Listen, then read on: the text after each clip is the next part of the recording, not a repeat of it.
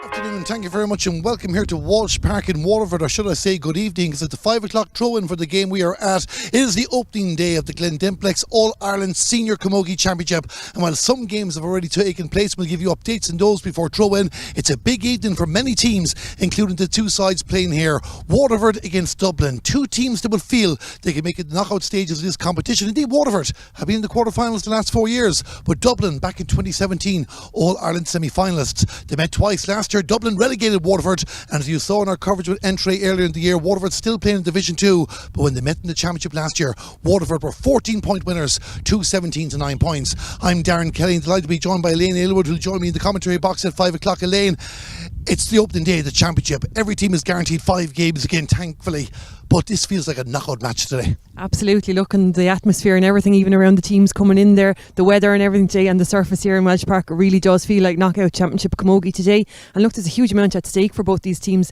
This group, I think from the minute it was drawn, has kind of been seen as a group of death nearly, and every team in it will feel there's an opportunity now. And with Clare having done what they did in the Munster Championship in the past couple of weeks, beating Tipperary and then pushing Cork to extra time last weekend, I think it really put the cat among the pigeons in the group. And coming here today, I know Waterford feel they can beat Dublin, and Dublin probably feel they can beat Waterford, so it's all teeing up nicely to a massive start to the championship. And especially in this group as well, Elaine, as you touched on, because every year you look at the form teams, you look at the favourites and all that, and you expect to find one or two in each group, but it's none really in this group. Cork and Tipperary, the established forces. Waterford quarter-finalists, as we mentioned. Wexford League champions. Clare Munster finalists. Dublin have shown positive signs in the league as well. You know, they all fancy a crack at each other. Absolutely, and I think the real thing about this group is that on any given day, any one of those teams, I think, can compete and can beat one another, and that's the real cracker, I think. So for Waterford, I think today a home game and an opening game, it's massive to get a win here today and try and get the championship off to a good note for them. You know, they probably limped out of the Division 2 league semi-final a little bit poorly and probably didn't really represent themselves great against Wexford in that league semi-final, but then bounced back in the Munster Championship, you know, put it up to Cork for a long stage of their Munster semi-final. So, you know, they've had the last couple of weeks off now maybe to think about this game and to get into that frame of mind, whereas Dublin on the other hand, you know, facile win enough over Westmeath in the Leinster Championship, beaten comprehensively enough by Kilkenny last weekend, and then it's a quick turnaround right into Championship this weekend. So, you know, it might just come a little bit quick for them, but look, certainly both of them, as I said, will come down here today both feeling they need a victory and both feeling like they can get a victory. And even taking Waterford too, and I get the feeling the deja vu from last year. We're coming into last year's Championship thinking Waterford were going to struggle, then they beat down by a point, and then off they go on a run again. We were in Carlow that day when they pretty much fell apart in the second half against Wexford, but the band seemed to be getting back together. There's a lot of established names in the starting lineup as well, and you just get the feeling Waterford could be on the cusp of doing something again. Yeah, look, I suppose, and they were in that game in Carlow for maybe 45-50 minutes of that game, and Wexford got the goal then and kicked on, and Waterford really had no response. But late in that game they did bring on Clodagh Carroll, Abby Flynn, both of whom start today now, and they did give them a lift when they came on that day. Niamh Rockett is back in, named at 14 today, so as you said, look, a formidable forward force there. Lorraine Bray in the middle of the field, Beck Carton at centre, and Niamh Rockett named at full forward. So like you said, it is some of the old guard getting back again. They've a mixture of a couple of new young players in, and look, they've a small enough panel, but sometimes that builds a bit of unity that maybe isn't there. And you know, it will be a case of batten down the hatches now, and no one's given us a chance, so let's go out and prove it to them. And I think they showed a little bit of that against Cork in that Munster semi-final, and look, they'll be hoping to carry that kind of form in today rather than the form that they left the league on. And from the team that's named, there's only 3 changes from the side to play Cork in the Munster semi-final. Dublin, though, are showing a lot of changes from last year's game against Waterford too. As you just touched on as well, they played the last 2 weekends. What they learned out of Westmeath, what they learned out of Kilkenny, hard to tell, but it's the 3rd week in a row that brings its own pressure.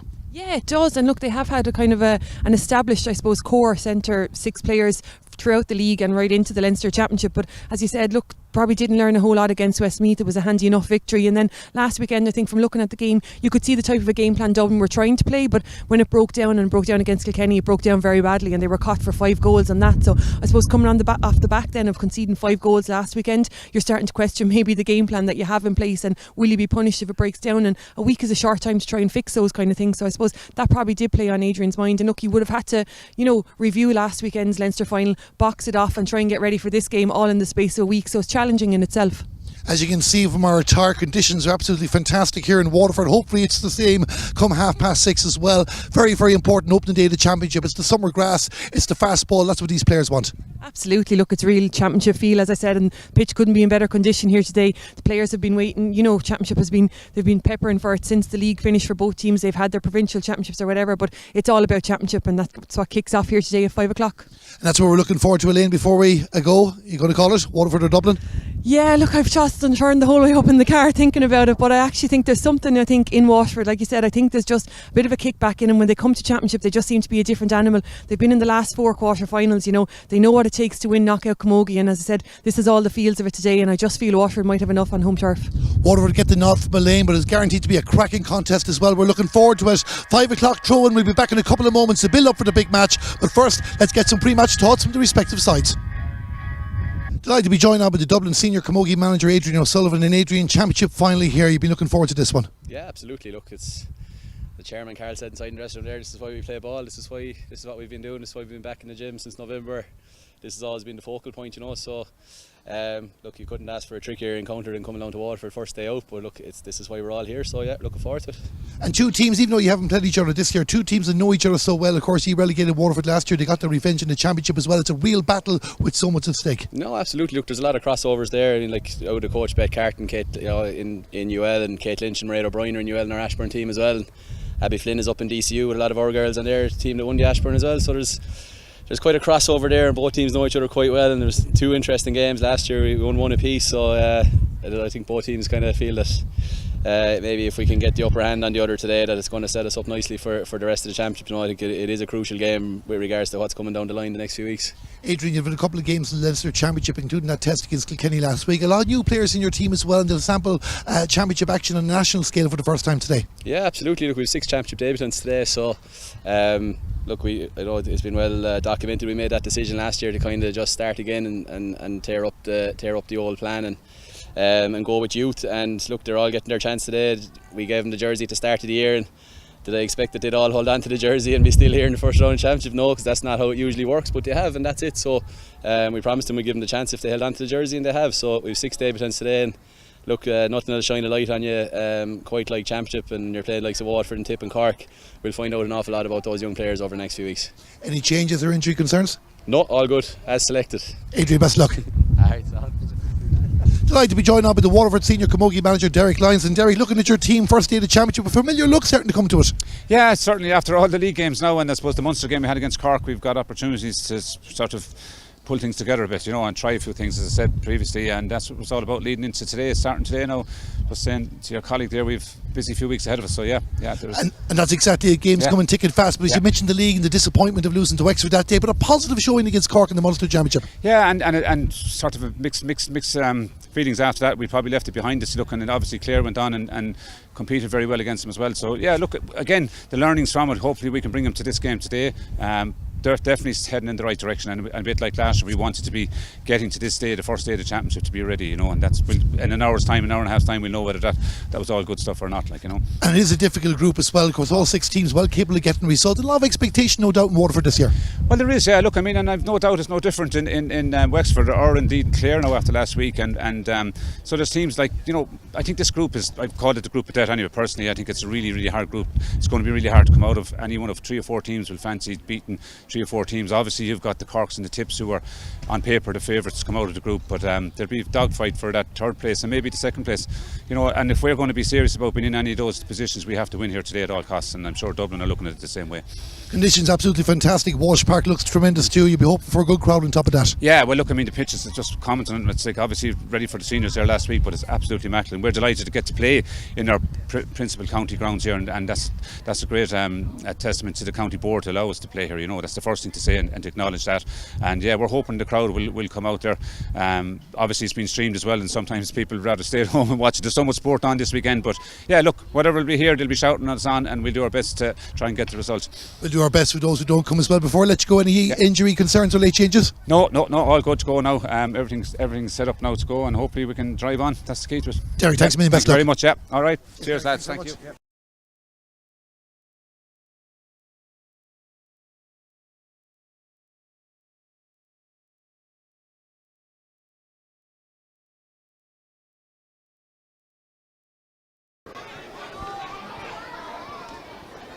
And that was the Waterford manager, Derek Lyons. So beforehand, you heard from the Dublin boss, Adrian O'Sullivan. Conditions absolutely fantastic here in Walsh Park. The opening day of the Glen Dimplex All-Ireland Senior Camogie Championship 2022 in Elaine. We were just commenting there before we started the broadcast. The children coming in, a good atmosphere, a good crowd here. What a way to kick off the championship. Yeah, absolutely. There's a real atmosphere building in the last couple of minutes here now. A big crowd coming in, and as you said, lots of kids and lots of Waterford jerseys and flags around the place. So they'll certainly have the home support here today. And look, that's important for your home games, and I think, look, if Waterford can build on that and use that for a little bit of energy coming down the home straight, they'll be more than happy to take it.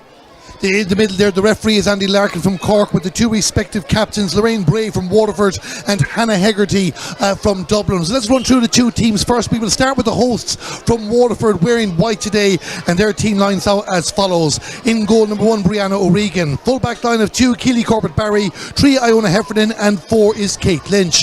The half back line were number 5, Aoife Landers. Centre back number 6 is Clodagh Carroll, and 7 is Orla Hickey. In midfield, the aforementioned captain Lorraine Bray, partnered by number 9, Clara Griffin. Half forward line, 10, Abby Flynn. 11, Beth Carton, and 12, Mairead O'Brien. Inside line, top of the right, number 13, Vicky Faulkner. Full forward, number 14, Niamh Rockett. Top of the left were number 15, Sarah Lacey. Elaine, as I said to Derek beforehand, a very familiar look to that team. Absolutely. Look, and if you look down the centre of it there, you know, Iona Heffernan, a full back, really experienced there. Clodagh Carroll, outsider, has had come on leaps and bounds in the last couple of years with Galtier and has really established herself at that number 6. And then look, you've Lorraine Bray and Clara Griffin in the middle of the field, a real formidable partnership there, and Beth Carton and Niamh Rockett spearheading your attack. So as you said, look, plenty of household names there and plenty of experience at knockout camogie level. Waterford mean business. We're going to run through the Dublin team very quickly now. A lot of new faces of them. I think 7 changes from last year's championship team. 6 debutants, as Adrian O'Sullivan mentioned. In goal for them, Ava Mooney. Full back line, 2, Roisin Baker. 3, Eve O'Brien, and 4 is Muireann Kelleher. The half back line were number 5, Leah Butler. Centre back number 6, the captain Hannah Hegarty, and 7 is Emma O'Byrne. In midfield were number 8, Orla Gray, partnered by number 9, Gabby Couch. The half forward line, 10, Aisling Maher. 11, Niamh Gannon, and 12 is Jodie Couch. Inside line, top of the right, number 13, Elise Jameson Murphy. Full forward, number 14, Aisling O'Neill, and top of the left were number 15, Aisling Gannon. Lots of new names. Year 2 of the Adrian O'Sullivan programme as such, but Dublin will want to make an impact in this championship. Yeah, I think they definitely will. As you said, it's year 2 of Adrian's 3-year term that's there originally agreed or whatever, so you know, he'll be looking to get a bounce this year from them. You know, probably used last year and COVID year as a bit of a year to just get to know the girls, for them to get to know him and establish the style of play in the way they wanted to play. I think that was evident last weekend against Kilkenny. And look, if you look up through the core of their team again, Eve O'Brien, Hannah Hegarty, Niamh Gannon, Aisling O'Neill, they've all been players at those positions 3, 6, 11 and 14 throughout the league. So look, it was probably a successful enough league for them. They would have won the games that they targeted, probably felt they left one behind them down in the rag against Tipperary, and put up a formidable performance against the All-Ireland champions Galway the first day out. So would have taken a lot from the league, and look, this is about building on that into championship now.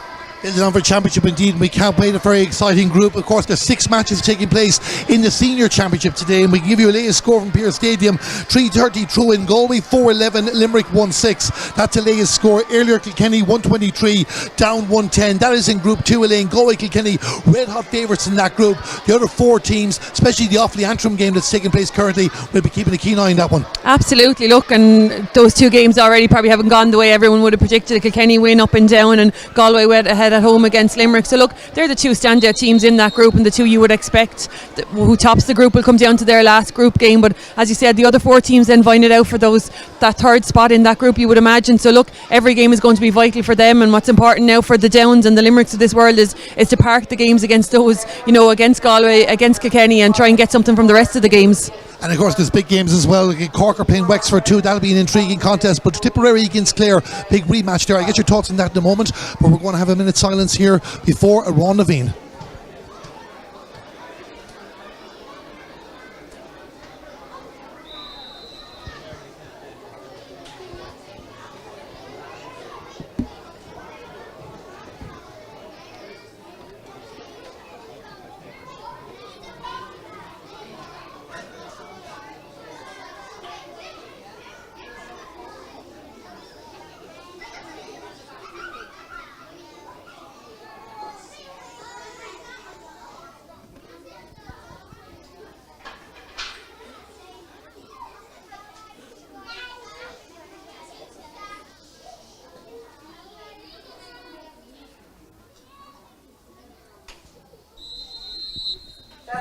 That was a minute's silence in memory of Lil O'Neill, former Uachtaráin of Cumming Camogie in the Hare. And now we have a Ron Naveen.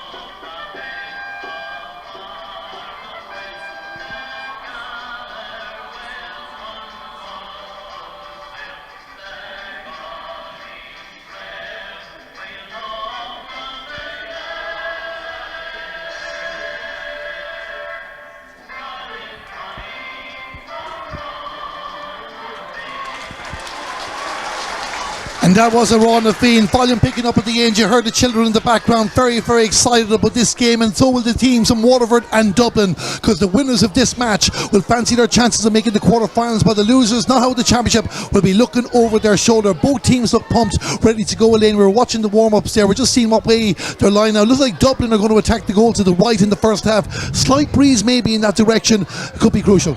Yeah, absolutely. They are going to have that breeze behind them, and look, the way the weather is at the moment, that can pick up and drop off as it goes. So while they have it in their advantage, you'd hope that they'll make advantage, or they'll want to take advantage of it. It's probably worth 4 or 5 points, so they'll be looking to take that lead into half time with them if they can. So the Andy Larkin getting ready to kick start. It looks like Kate Lynch, where number 4 has gone into full back for Waterford. Lane will have a look at that at the moment. The 4 midfielders right there in the blue. Orla Gray and Gabby Couch for Dublin. In the white, Lorraine Bray and Ciara Griffin for Waterford. Waterford won the championship beating last year, but Dublin did win the relegation final of 2021. The Glen Dimplex All-Ireland Senior Camogie Championship of 2022 is underway. Waterford against Dublin here in Walsh Park. Niamh Rockett back in the Waterford team. Wins the ball, wins the free. 45 yards out, and an opportunity, I would imagine, for Beck Carton maybe to try and get her first score of this year's championship too. It's well within range. We mentioned that breeze, it's not very, very strong. Beck Carton, the 2-time All-Star for Waterford, getting ready to take this free. Just 30 seconds gone in the game. Everybody going quite respecting the free taker. Beck Carton with the free. It looks good, it looks accurate, it's gone over the bar. The first score for Waterford this year, 35 seconds in. Beck Carton, 1-0 Waterford. Yeah, and Lorraine Bray with the break right from the throw in onto Niamh Rockett, won it really, really well inside, was fouled and happy to put down the ball and let Beck Carton take that free. So good intent from Waterford from the start through their 3 key players.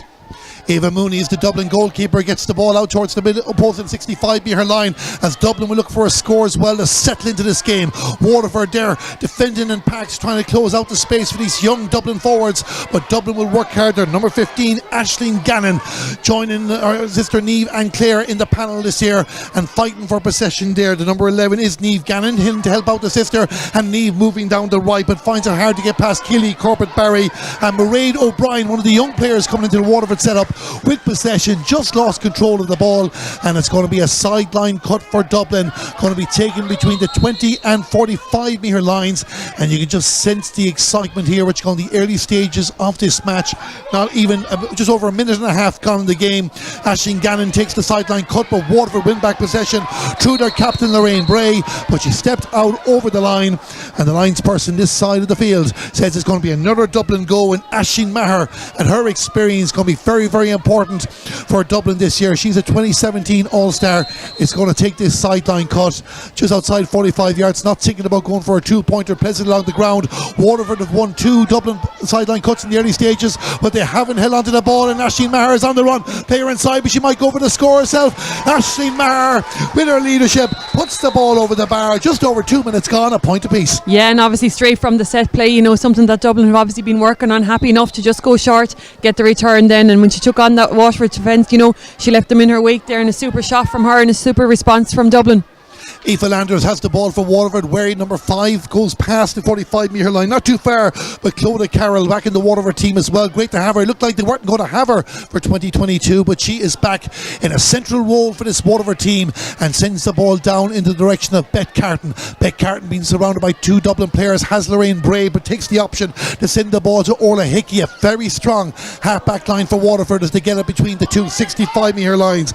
Emma O'Byrne is a half-back for Dublin, number 7, just outside there, stops a Waterford player on the run who is Abby Flynn, and good defending from Dublin there as Hannah Hegarty takes the ball for them, and now Dublin will try and launch another attack, really getting into their groove as Aisling O'Neill runs down the ball up against Clodagh Carroll, tries to trickle it through 2 Waterford defenders, not to be, and Kate Lynch, the number 4 but playing full back, wins the ball, gives it to Clodagh Carroll, and Clodagh Carroll will send it out towards the middle of the field. What a catch there from Hannah Hegarty, and catching it from the sky, gives the pass to Jodie Couch. Jodie Couch goes for a shot. It's going to be very, very close. It's gone over the bar. A wonderful score from Jodie Couch. 3.5 minutes in. Dublin 2, Waterford 1. Yeah, and what a take initially from Hannah Hegarty from that long ball out from Clodagh Carroll. Did really, really well. Got the head up then and saw the run then inside of Jodie Couch, and she did really, really well to avoid the hook that was coming in, and it just slipped inside that right upright. Great example of the skills of Camogie, and just I hope you're enjoying our coverage here on the Camogie Association YouTube channel, brought to you in association with Entry. But if you are here in Waterford, or know someone's in Waterford, make sure you see a fantastic production, the home match programme, showing rules of the game, showing features with players, showing player picks as well for Waterford too. Fantastic production, hopefully the first of many this year, Lynn. Absolutely, and the first thing both of us said when we picked up the programme was an example of a programme it was, and fitting of the occasion, you know, super, as you said, player profiles, interviews with players in there, the rules of the game, upcoming fixtures, and reports on the last encounter of the 2 teams. So super production, and credit to Waterford Camogie for that. It felt like a championship match driving down. It certainly feels like a championship match here. Aisling Maher with the free for Dublin. Now it looks like it's going to tail across the goal to the left and wide. A difficult enough angle there. First wide of the game. It's Dublin 2 points. It's Waterford 1. We have played 4 minutes and 40 seconds as Clodagh Carroll drives the ball down the field again. But Waterford just struggling to keep the ball inside the white line this side of the field at the moment, Elaine. Yeah, and Clodagh knew the minute she struck that, you could see her drop the head. She knew that it was coming for the stand side again, and just too close to the line there. And credit to Dublin, you know, they're putting pressure on the puck outs. They're forcing Waterford to go short, and now they've turned over the last 2 Waterford puck outs. It looks like Dublin have pulled the player back, just looking around the team, because Clodagh Carroll normally gets into sweeping position if they have an extra defender, and she is currently unmarked at the moment. Dublin do have the ball through Leah Butler, sending it down to right. Dublin making an awful lot of hay down this channel in the early stages as the ball from Aisling O'Neill is sent towards a teammate there. That teammate, Orla Gray, didn't receive the ball, and Waterford have a chance to overturn it. Abby Flynn on the move for Waterford now down the left. No real options in front as Dublin try and defend. Abby might try and run at the Dublin defender. Doesn't gain too far. The referee happy to play along. Crossfield ball in the direction of Mairead O'Brien. Mairead O'Brien up against Emma O'Byrne. Mairead has the ball. She has the free. She has the advantage. Will go back for the free. And Beth Carton now surely will get a chance here, Elaine, to level the sides. Yeah, and Waterford did really, really well on that occasion to turn it over in their own half back line. Worked it up really well. Abby Flynn, in fairness, took it right into contact with Hannah Hegarty and then sprayed a lovely ball across. And Mairead O'Brien, who had a really good league for Waterford, did really well to win it over there. Took on her player, won the free, and now, as you said, a chance again for Beth Carton. Mairead O'Brien was player of the match in the 2019 Munster Under-16 Camogie final. Now an established member of the Waterford senior team, Beth Carton, takes the free for Waterford. Can she make it 2-all? Indeed she does. We look at the clock. 6 minutes and 15 seconds gone. 2 points to Waterford, 2 points to Dublin. Yeah, look, a really keenly contested game all over the field. Every ball has been fought for tooth and nail. There's some heavy hits going in, and I suppose a little bit of nervousness still among them. A couple of the deliveries going astray, but certainly building up to a really exciting game. It's all over in Pearse Stadium. Galway have beaten Limerick by 4-11 to 1-7. That is a result from Pearse Stadium, and we'll keep an eye on some of the other games over the course of the contest. Dublin going for the short puck out to their captain Hannah Hegarty. 2 years in a row she's the captain of Dublin. This time Dublin are attacking the middle. Aisling O'Neill with the ball, turns on her left hand side, goes for a shot. Total Camogie from Dublin. Aisling O'Neill puts the ball over the bar. 7 minutes gone. Another great score, 3 points to 2. Yeah, and again something obviously from a set piece that Dublin have been working on. Sharp puck out to Hannah Hegarty, player coming off her shoulder, the long delivery with that wind behind them. Aisling O'Neill out in front, and a super score from her. 3 points from play for Dublin, 2 frees for Waterford, but it's still very, very early in this Glen Dimplex All-Ireland Senior Camogie Championship game in Walsh Park. Just over 7 minutes gone, but an entertaining game so far. Sarah Lacey trying to get the ball for Waterford. They're on the move down the far side of the field through Abby Flynn. Abby Flynn gets a bit of space there, but he's been pushed out towards the corner. Gives the pass in for Niamh Rocket. Niamh Rocket will try and take on the Dublin defence, wins the foul, tries to take one off the ground, but we're going to go back for the free. It's a skill coming into the game in both Camogie and in hurling, taking a shot on your knees. Niamh Rocket had to go there. Yeah, I think she knew she had the advantage, so said she'd have the cut off it, but super hand from her initially to take that pass coming across the square, and she had intended taking on her player and heading for goal, and when she was pulled back, Andy Larkin in fairness was quick to give her the advantage, but also to call it back for the free then when there's no advantage accruing. It looks like a Dublin player has been spoken to. I'm just trying to work out exactly the identity of the defender, but I'd imagine it's a yellow card for the takedown on Niamh Rocket, and there is a yellow card for Dublin after a good long conversation. Andy Larkin, the Cork official, just letting the Dublin defenders know exactly what you can and can't do in the game. The yellow card went to Muireann Kelleher. Beth Carton is going to take this free. It should be 3 points apiece. It's just over nearly 8.5 minutes gone in the game. Beth Carton flawless with the free so far. Very, very important for Waterford. Yeah, absolutely. Look, she's so reliable from them, and probably missed a couple that day in Carlow against Wexford in the Division 2 semi-final, but unerring from them today, as she is most days. And look, it's a real asset to have in the armoury for any team. I took a risk and a question to you before she took the free, but no commentator hex here. Beth Carton puts the ball over the bar. It's Waterford 3 points, it's Dublin 3, and Orla Gray tries to hold on to the ball for Dublin just outside her own 45 metre line, leaves 3 Waterford players behind her, though Niamh Rocket hasn't given up, runs into Lorraine Bray, but gives the pass off to Niamh Gannon. Niamh Gannon wearing number 11, the sky blue helmet, now reaches the Waterford 45 metre line. Dublin attack from the right and from the middle. Now Aisling O'Neill going to have a go from the left. It doesn't matter what side of the field you are. If you're a Dublin player, you're putting the ball over the bar. A second for Aisling O'Neill, 4-3 Dublin. Yeah, she's really thriving in there. She's out in front of Iona Heffernan. Once that ball hops at all, it's snapped into her hand, and as you said, from left or right or in the middle, she's well able to take the shots.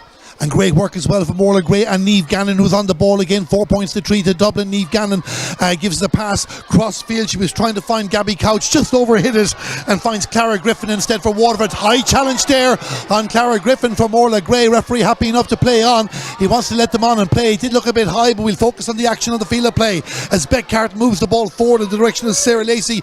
Muireann Kelleher coming out to meet that for Dublin, and now there's a scramble for the ball there. Muireann Kelleher with the red boots, but it's not her in possession, but her team does have the ball, and Dublin trying to clear it through Gabby Couch, and eventually the ball driven down the left, looking for Aisling O'Neill as well, who's gotten 2 points in play in the game. Nobody going to win that race in a blue jersey, and Waterford will restart the action through their centre back Clodagh Carroll, and she'll take that from around up probably 30 yards from her own goal. Elaine, what do you make of the tactics in the game so far? Dublin happy enough to take on this Waterford team even if they pulled an attacker back. Yeah, look, and it's similar to how Dublin played last weekend against Kilkenny. Happy to work it short from the back and then try and deliver that last ball nice and quick and into that full forward line who are out in front of that full back line. And look, it's been paying dividends for them so far. They've been able to work it short. Where it didn't work last week was when Kilkenny turned them over at pace and then struck them for those couple of goals. So similar enough to what we saw Niamh Rocket doing a few minutes ago there. If Waterford can spread the ball wide, maybe turn over those Dublin puckouts and force them maybe to go along with a couple of them just to pull them a little bit more honest, Waterford might see a little bit better return from that. Hannah Hegarty just won a ball there, tried to send a pass in the direction of Niamh Gannon, the referee judge. She put her illegally on another player, so it's a Waterford free out. Clodagh Carroll down in the direction of Vicky Faulkner, one of the players featured on its wonderful match programme here, supplied by the Waterford Camogie board. That goes out over the line. It's going to be a Dublin sideline cuts. I haven't been keeping stats on the sideline cuts in the game, but Dublin have certainly had a few in the early stages, though they've given away a few too. Clara Griffin with the ball, trying to launch an attack, trying to find Sarah Lacey, going to win a free anyway for Waterford, and the form that Beck Harton is in, she won't mind that. Yeah, no, that certainly was another high tackle there, and pulled for this time. And again, Beck Harton, not an easy free by any standard, but by Beck Harton standards I suppose they're all easy enough. And look, she's well have judged the wind at this stage and have had a couple of good practice frees into that in the warm-up, so I'm sure again this will prove no bother to Bet. Beck Harton about to take this. They've been level 3 times. Will they be level 4? Doesn't know. She goes for the short one to Abby Flynn, but it all works out nicely. We'll call it a hit for Bet, but it's Abby Flynn who gets the score. 12 minutes in, 4 points apiece. Yeah, and I'm not so sure Abby Flynn was aiming for so high over the crossbar. I think she put a lot of power behind that and was hoping it might go low, but again a good bit of ingenuity by Waterford up front there. Quick run from Abby Flynn and just caught the Dublin rear guard asleep. Ava Mooney takes the short puck out again. Dublin doing an awful lot of short puck outs in this game. We can tell you the latest score from the RAG: Tipperary 2 points, Clare 1. They started at 5 o'clock, just 12 minutes gone in their game as well. We are here in Walsh Park, the opening day of the Glen Dimplex All-Ireland Senior Camogie Championship, and a very, very entertaining contest in the early stages. Level 4 times, 4 points apiece. Waterford getting the last score from Abby Flynn, but this is a Dublin free and it's going to be taken by Leah Butler, and Leah Butler driving it long again. They're trying to get Aisling O'Neill or Aisling Gannon, as the case may be, just couldn't control the ball. That goes out over the line. Second wide of the game for Dublin. No wides for Waterford so far in the match. These two teams met in the relegation final in 2021.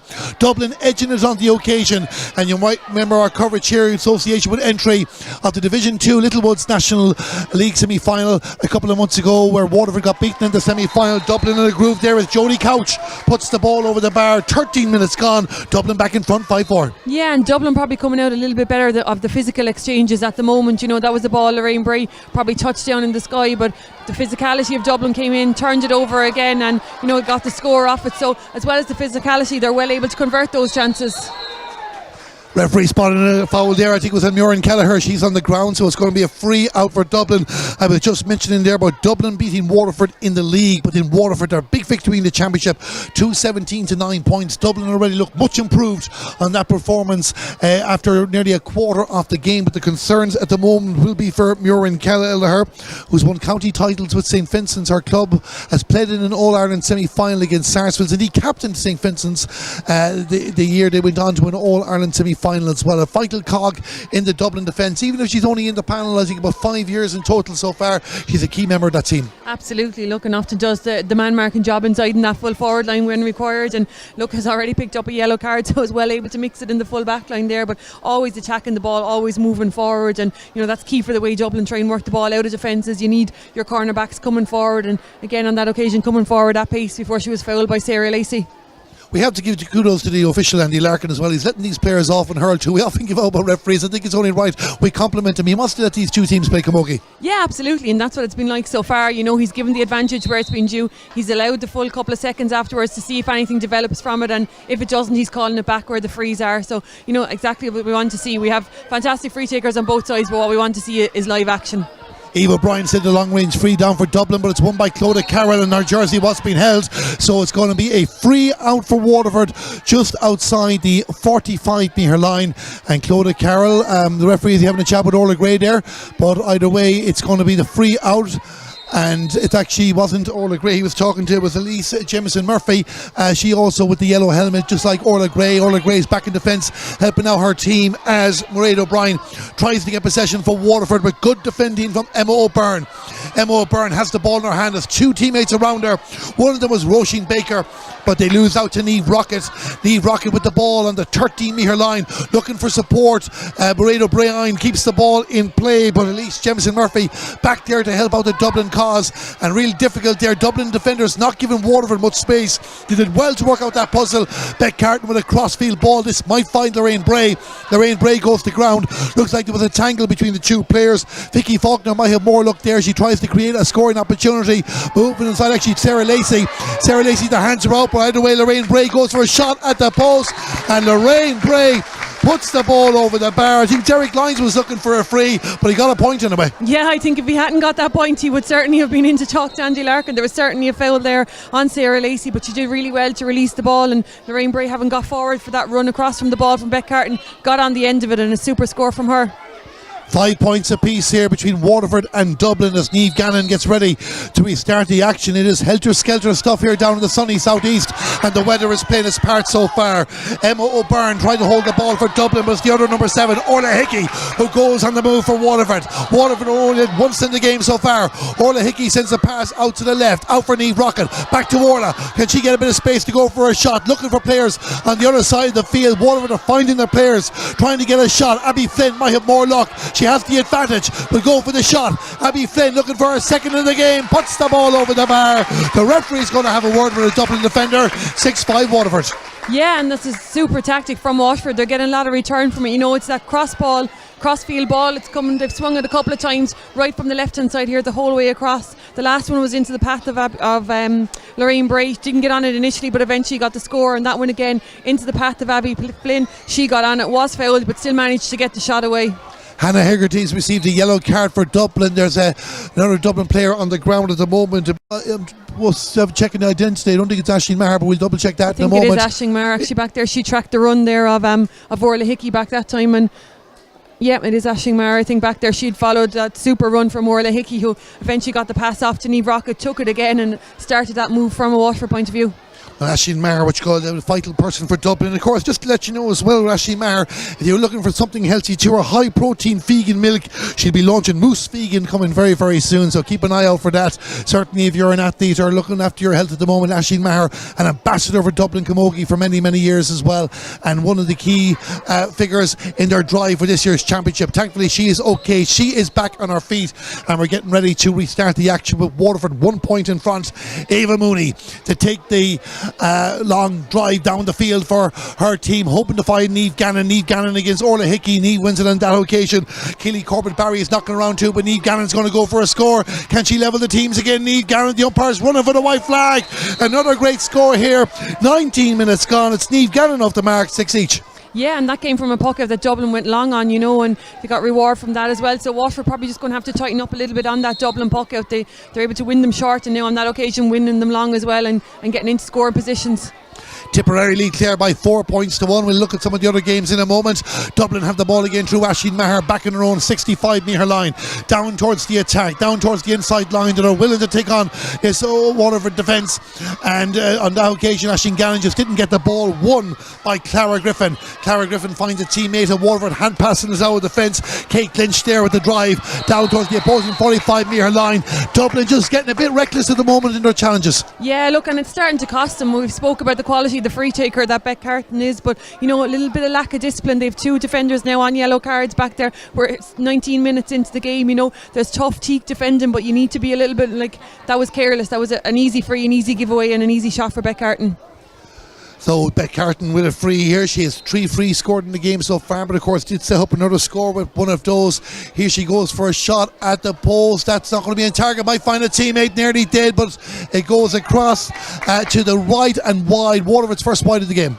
Yeah, and look, it did look dangerous, you know. If it had been a little bit more into the left, it certainly would have troubled Ava Mooney's goal there, but as it was, just powered out to the right and wide. So, you know, a let off for Dublin, but certainly they will have to tidy up their defending back there, and, you know, can't afford to give away frees to the quality of a free taker like Beth Carton. Waterford on the move again and just get into their groove in the second quarter. Waterford, even if it's all square on the scoreboard, Beck Carton will look to make up for missing the free, gives the pass out to Lorraine Bray.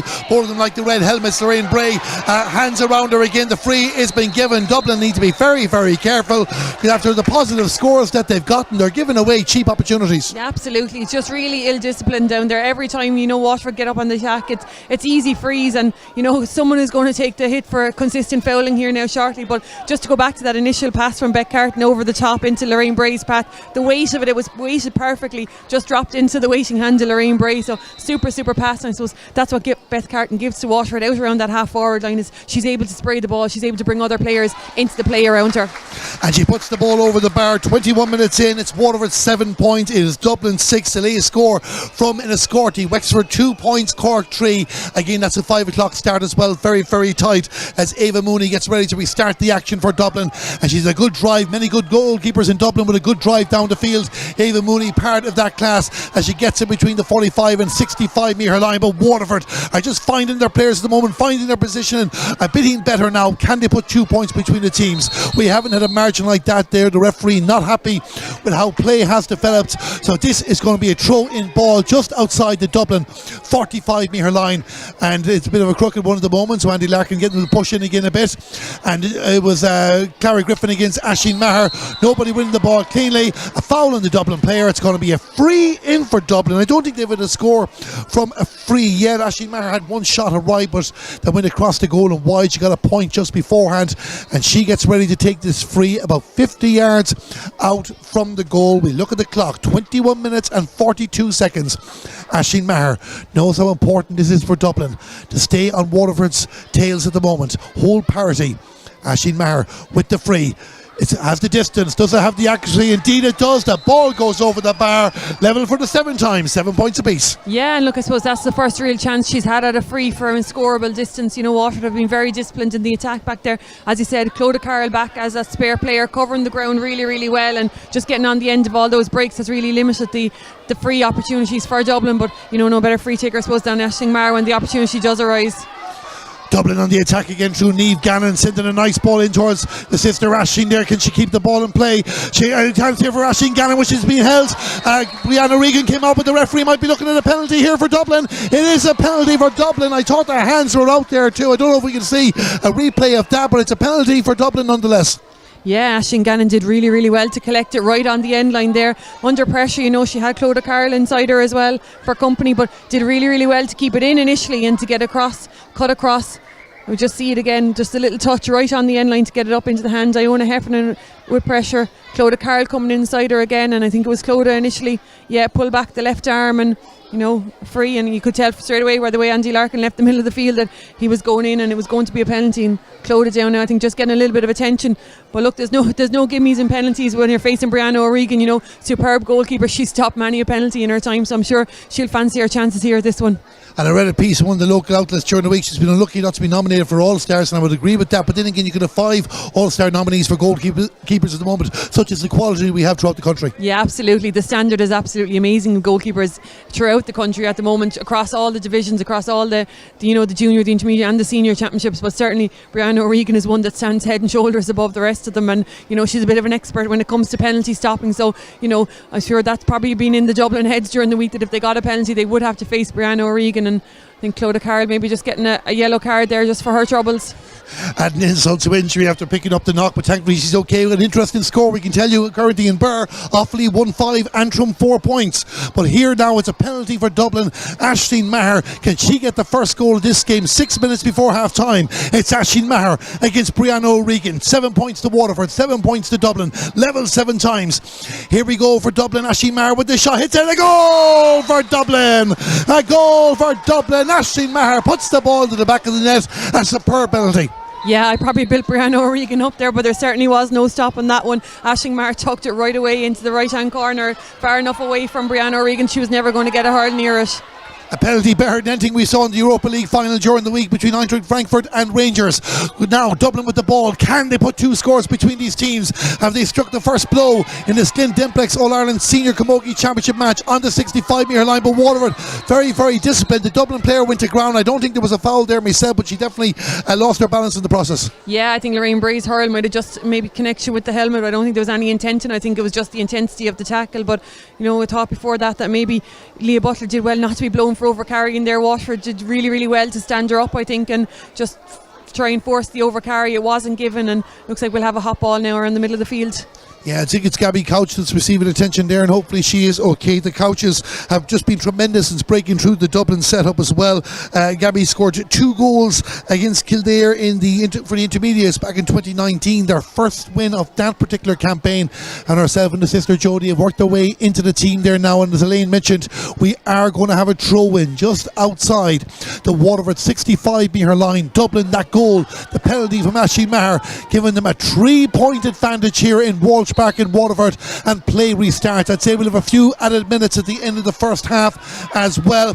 Clara Griffin, one of her supporters, says go on Clara, as she moves up the field, but it's won back by Aisling Maher. The next score very, very crucial in this game. Niamh Gannon didn't get the first touch in that she wanted, and it's won by Orla Hickey. Orla Hickey back to Clodagh Carroll, and Clodagh Carroll drives the ball down the field, but again, yes, I'd always thought that Clara Griffin was never going to win that race, and it's going to be a Dublin sideline cut on their own 45-metre line. Yeah, and Clodagh Carroll will want to see this left-hand sideline for a long time. I think that's 3 balls she's put out close enough to it, so really needs to start to spread the play a small bit. It's super delivery from her, but just not giving her forwards any chance.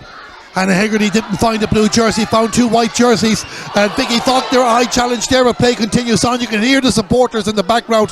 They are really into this game, and of course the majority, as you would expect, being from Waterford, are raising their voices anytime they feel that Waterford don't get a decision. But Dublin are focused on the field of play. This is Jodie Couch. She has Aisling Maher in front of her, but Jodie goes herself. Probably should have taken the pass into Aisling Maher. That ball bounces harmlessly for Brianna O'Regan, and Waterford will bring the ball out the field through Iona Heffernan, but only as far as the 45-metre line, as Niamh Gannon takes it back, getting away from Sarah Lacey. Niamh Gannon on the run, goes to the shot. Good defending from Sarah Lacey. Poor shot in the end. That ball goes to the right and wide, but I think Jodie Couch probably should have used Aisling Maher in the first attack. Yeah, that's the initial one. I suppose that Dublin will regret that attack, that they didn't get more out of coming down the left wing, but did really, really well to turn over Iona Heffernan's clearance there, and again just good work back from the likes of Lorraine Bray to get that hook in and to force the shot from Niamh Gannon out wide. But Dublin just looking to start to maybe stretch their legs a little bit now before half time. Yeah, Waterford were enjoying a good spell, but it's all Dublin again at the moment as Muireann Kelleher sends the ball across the goal, and Brianna O'Regan will try and get that. Antrim are back level against Offaly. It's 8 points to Antrim, 1-5 to Offaly. We'll have a look what else is happening in a moment, but we're watching the action on the field here on your screen in front of you as Beck Carton tries to get the ball, and a Dublin stick touches it. It's going to be a sideline to Waterford, the far side of the field, looking for that score to respond to the Dublin goal. Some of the young players from local clubs are getting themselves ready to come on the field to play at half time. Tipperary Lee Clare 5 points to 2. Very, very low scoring that is here, but very, very exciting what we're watching at the moment as Waterford and Dublin go to battle. Note the significance of the 3 points on offer. Roisin Baker tries to bring the ball out the field for Dublin, but Waterford work hard, and Abby Flynn has the ball back. Abby Flynn moves out to the right, has Sarah Lacey beside her, sends a low pass in towards Vicky Faulkner. Vicky Faulkner has Beck Carton inside, as you can see her might go herself for the shot. Vicky Faulkner with a shot for Waterford across the goal to the left and wide. Elaine, we've often mentioned about some of the reckless defending from Dublin at times, but they've also been very, very superb as well. Yeah, they have, and when they've been good, they've been really, really good. You know, they forced the shot there on that occasion for Vicky out wide, and you know, they've covered the runs of the key players, I suppose. Everywhere Beck Carton goes, there's a Dublin player right beside her. Same with Niamh Rockett, and you know, Waterford probably need to get maybe move Niamh Rockett out into the half forward line just to get her on a little bit of ball, maybe just before half time, and just stay in touch with Dublin. So Waterford on the attack again, they have the advantage just outside the 45-metre line, and it'll be a chance for it's Niamh Rockett, I think, coming out to take this one on this occasion. Beck Carton staying inside. I wonder Waterford going for another quick one. Indeed they are. Niamh Rockett sends it in for Beck Carton trying to find a bit of space. She's lost the hurl at the moment. Referee says it was knocked out of her hand. Niamh Rockett will take a shot at the post, and that is gone to the right and wide. The second time they've tried that, Elaine, it worked the first time, but did they need to try it the second time? I don't think they did on that occasion. Look, it was obvious they were trying to work maybe a goal before half time, that you know it was going to be Rockett into Carton and get the return pass, but I suppose once Carton lost the hurl then, but I think on that occasion probably just take your point, narrow that gap a little bit and get in within 2 scores at half time. 3 points between the teams as we look at the clock and 20 seconds of normal time remaining, but I estimate we'll have 3 or 4 minutes of injury time before the break as Aisling Gannon tries to chase down Clodagh Carroll. Clodagh Carroll, the number 6 for Waterford, can't find a way out. The first line of defending, but it was illegal, so it's going to be a free out for Waterford, and it's going to be taken by Clodagh Carroll as we have hit the 30-minute mark in the first half of the opening round of the Glen Dimplex All-Ireland Senior Camogie Championship. Dublin 1-7, Waterford 7 points. Clodagh Carroll with the free for Waterford, and again good distance on the ball down towards the middle of the field, but one back by Dublin, and they'll move it down the left as well. Aisling Maher with the ball going up against Orla Hickey. Aisling Maher finds the 45-metre line. Aisling Maher keeps going as it's opening up here for Aisling Maher. She gets within range for a shot, and an excellent score from Aisling Maher. You can make the argument that she should never have been allowed to get within range, but she took the opportunity. 187. Absolutely. Look, she went straight down the heart of that Waterford defence, and you look, she was leaving players behind her. Lorraine Brain, credit to her, got back to try and come across, but got to carry it the whole way into the 21, shorten up the hurl and get a score and just stretch that lead for Dublin. I think it was Hannah Hegarty who still up the hard attack as well. She's done that a few times in the game. Dublin have possession again, their own half of the field, as Orla Gray tries to bring the ball out, but she wins the free in the process. We have played 31 minutes. I haven't seen a fourth official indicate how much at a time is going to be played, so you'll have to work off our estimation of about 3 or 4 minutes. Can Waterford get a score before the break? Clara Griffin sending in the direction of Niamh Rocket, who tried to trickle it through the 2 defenders, but it was like Dublin have got their shop in order again among their back 7 though. They're messing with the ball. They've overturned possession. Abby Flynn with it. Sends the ball inside for Beck Carr, just slightly overhit it, but Bet might be able to keep this in play as she tries to turn around Leah Butler. Waterford looking for a goal before half time, but the Dublin defence are certainly not going to make it easy. Back out to Abby Flynn. She'll go for the point here now as pointing need. It has gone over the bar. Abby Flynn with a score. 32 minutes in, 188 points. Yeah, and look, I think that's what Dublin or Waterford need to do now. You know, they've been pressing maybe for a goal there in the last couple of minutes, but I think just to stay taking their points and chip away at that lead. And as I say it, I suppose the half-time whistle is blown there now, and it is that goal that is between them at half-time. It's been a very, very exciting opening 30 minutes of the Glen Dimplex All-Ireland Senior Camogie Championship. As Elaine mentioned, it is half-time. Dublin in front by 3 points. The goal from Aisling Maher's penalty. Elaine, your overall assessment of the opening half? Yeah, look, as expected, there's absolutely nothing between the two teams. It's been nip and tuck all over, and you know, at times Waterford had looked like they were in the dominant position. Dublin have swung back and got the scores back again, so it has been nip and tuck. Dublin probably need to look at their free concession at the back. You know, it's really what has been keeping Waterford in this game for long periods of time. But then when they haven't fouled, you know, Waterford have been able to create kind of half goal chances, and look, as it is, it's that penalty and that goal that really is the difference at half time. Dublin with the advantage. We hope you're enjoying our coverage here in the Camogie Association YouTube channel, brought to you in association with Entry. What a start to the championship. You can see in your screen there some of the young players in Waterford clubs coming out to entertain the crowd during the half-time break. They've been entertained so far. We look forward to the next 30 minutes. We're going to take a break here for about 10 minutes. We'll be back for full coverage of the second half of the Glen Dimplex All-Ireland Senior Camogie Championship. But at half-time, the advantage is with Dublin. They lead by a goal. It's Dublin 1-8, Waterford 8 points.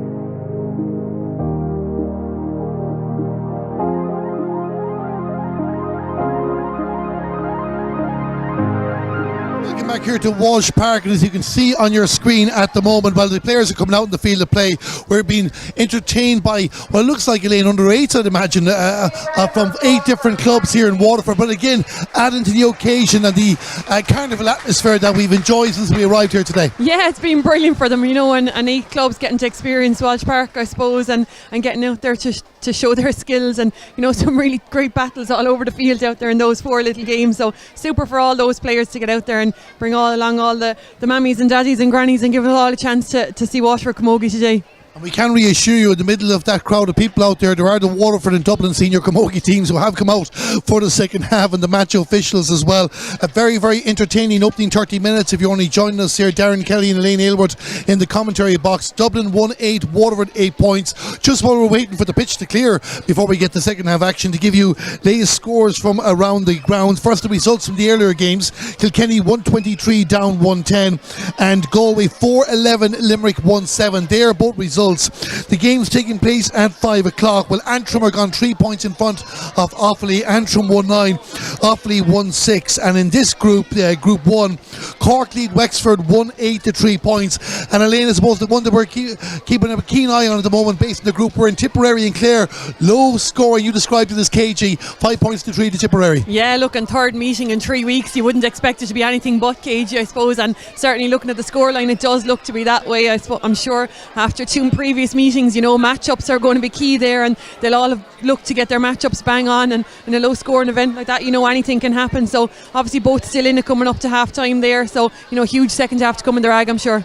And a huge second half to come here as well before it starts off. It's been anything but cagey in this match, we have to say. A thrilling opening 30 minutes. What are you expecting from the rest? Yeah, look, I think there'll be more of it. I think it's probably going to open up at some stage maybe, and one team might just get a little bit of a foothold in it. That goal is going to be key. It'll be nip and tuck, point for point up to that. A Beckcarton free, a Dublin score from play, another free, another score from play from Dublin, and it had gone that way for the full 24 minutes up until that penalty. And look, that could yet prove to be a huge turning point in the game. Well, Andy Larkin doesn't look like he's going to wait for all the children to get off the field of play, because the second half is underway and there's still children on the fields. Hopefully the ball doesn't come down near for the next 30 seconds to 60. We are underway with the second half in Group 1 of the All-Ireland Senior Camogie Championship, sponsored by Glen Dimplex. Dublin 1-8, Waterford 8 points. We'll keep an eye to see if there's been any half-time substitutions.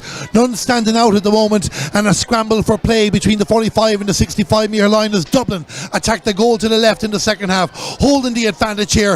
And Aisling Maher sends the ball in towards Aisling Gannon, but won by Ona Heffernan. She finds a teammate, Clodagh Carroll, and Clodagh Carroll will send it along the ground, but only as far as the 50 metre line. The children are just off the field in time. There was a pull of the jersey there from Clara Griffin.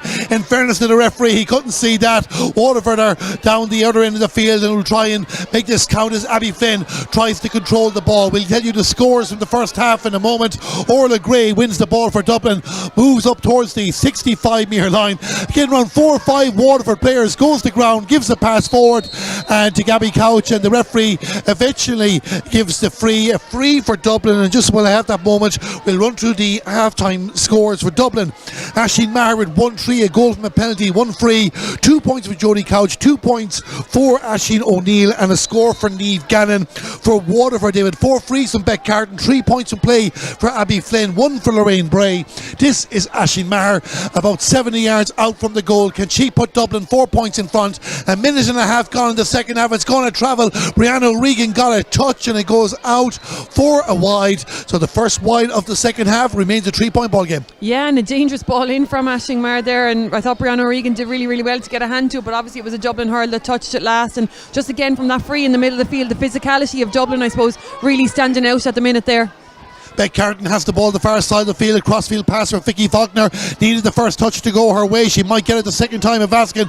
Dublin applying the pressure there. Eve O'Brien, the full back, in the middle of all that for Dublin. And now it's like a rugby scrum just outside the 20 metre line. Some players go to ground, but the ball is still in play. Was in play. Andy Larkin from Cork that blows the whistle, and it's going to be a throw in just outside the Dublin 20 metre line as we still wait for the first score of the second half. Misses the first 2 players. Dublin have the ball, won by Orla Gray. She wins a free at the moment, and or is it a free in? Actually, I thought he was signaling a free out, but we'll find out, confirm in a moment. But it looks like that it's going to be Waterford free in, and indeed it is going to be a Waterford free in.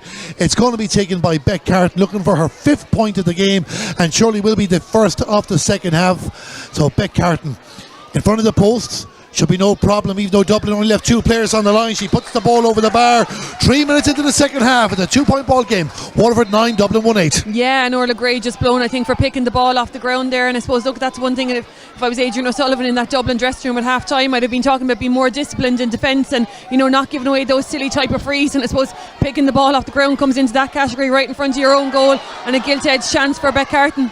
Waterford on the move again through Mairead O'Brien down the right, sends it low in the front of Niamh Rocket, but Roisin Baker was about to get in the way. Hands are out there. The referee says she was impeded, so it's going to be a free out for Dublin. A real battle there between Roisin Baker and Niamh Rocket too. One point we're making, Elaine, at half time is that Waterford seemed to be going for goals a couple of times in the first half, but they probably left a few scores behind them.